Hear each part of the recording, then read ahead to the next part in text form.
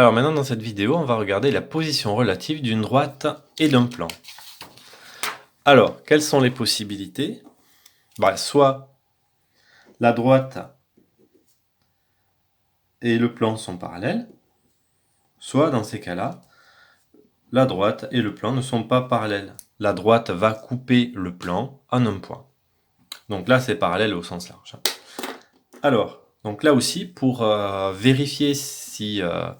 pour regarder quelle est la position relative de droite et plan, je vais me placer dans cette position particulière. En fait, je vais vérifier si la droite est parallèle au plan ou pas. Donc, pour ce faire, je fais un petit dessin qui va me permettre de me souvenir du résultat de cours, de ce qu'il faut vérifier. Donc là, j'ai placé la situation où la droite semble être parallèle au plan. Donc le plan, je le représente toujours avec mon vecteur normal et la droite avec un vecteur directeur. Donc, pour vérifier si la droite est parallèle au plan, donc on vérifie. Donc là, on le voit sur le petit dessin, hein.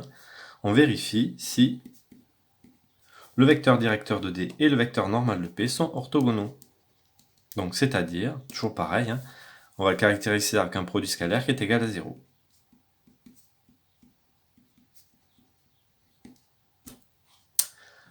Alors, un petit exemple. Donc j'ai une droite qui est donnée par sa représentation paramétrique, j'ai le plan qui est donné par une équation cartésienne. Donc, pour les positions relatives, il faut que je prenne un vecteur directeur de D, un vecteur normal de P, et que je regarde si ces vecteurs sont orthogonaux. C'est-à-dire je vais faire un produit scalaire et je vais voir si ce produit scalaire-là vaut 0 ou pas. Alors, c'est parti. Un vecteur directeur, U. Les coordonnées. Alors, je rappelle, hein, je regarde les coefficients de T. Donc là, moins 1. Ici, c'est 2. Et là, il n'y en a pas, hein. Donc ce sera 0. Là, je prends un vecteur normal. Donc là, je rappelle, un vecteur directeur. Ici, un vecteur normal.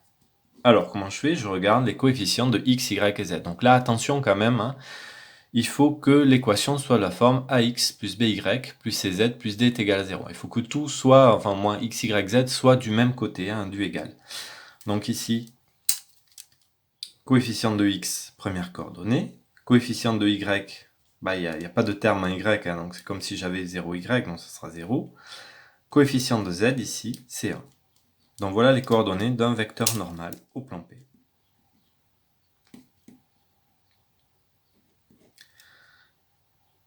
Donc, et qu'est-ce que je vais faire? Je fais un produit scalaire.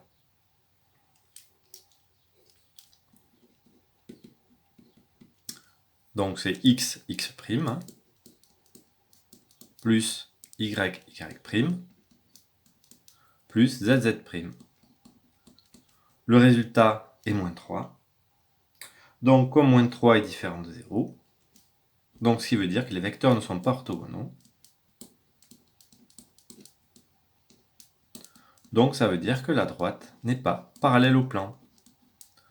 Donc ça veut dire que la droite et le plan se coupent en un seul point. Alors évidemment, là ce qu'on voudrait connaître maintenant, parce qu'on est curieux, c'est les coordonnées du point d'intersection petit m. Donc pour trouver, je vais résoudre un système, hein, de nouveau, quand je recherche des points communs. Donc le point M de coordonnées x, y, z, il appartient à la droite, et ce symbole-là c'est et, hein, et au plan. Donc ça veut dire que il appartient aux deux à la fois. Donc qu'est-ce que ça veut dire? Que le point M appartient à la droite D. Donc ça veut dire qu'il va exister un réel T, tel que x, y, z, hein, peuvent se décomposer suivant la représentation paramétrique de la droite D, c'est-à-dire x égale a moins t, y égale 2t, z égale 5. Mais le point M, il appartient aussi au plan. Donc qu'est-ce que ça veut dire comme point appartient au plan? Ça veut dire que ces coordonnées vérifient l'équation cartésienne du plan. C'est-à-dire ici, j'ai 3x plus z plus 7 est égal à 0. Donc voilà mon système.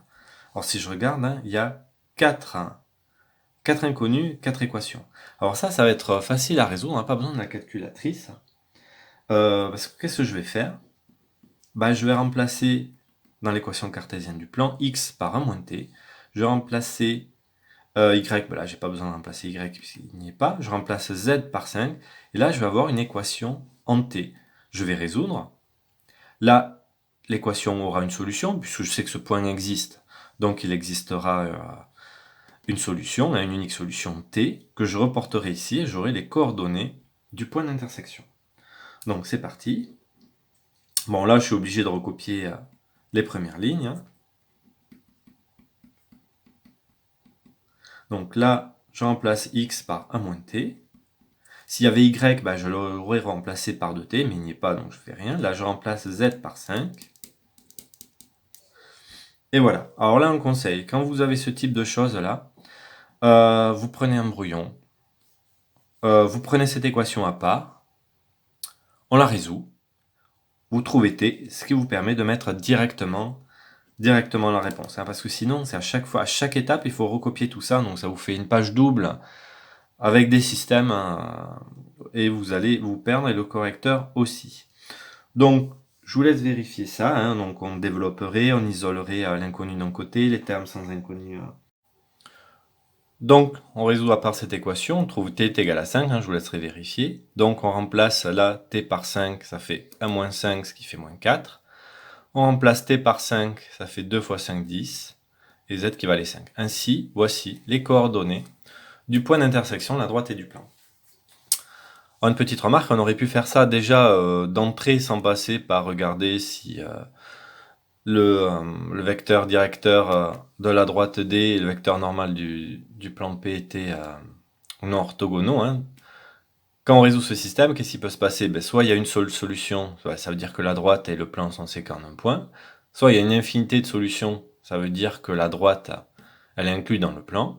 Soit il n'y a pas de solution, ça veut dire que la droite et le plan n'ont pas de point d'intersection, ça veut dire qu'elles sont parallèles.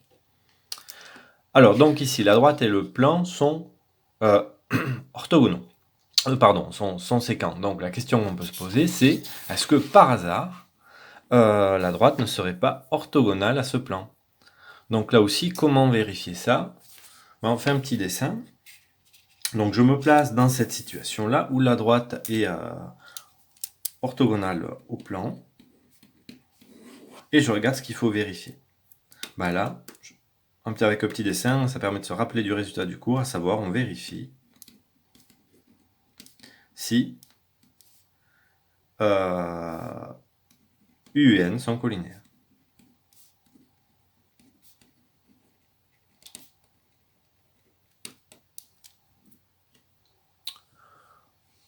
Voilà pour l'intersection, pour les positions relatives d'une droite et d'un plan.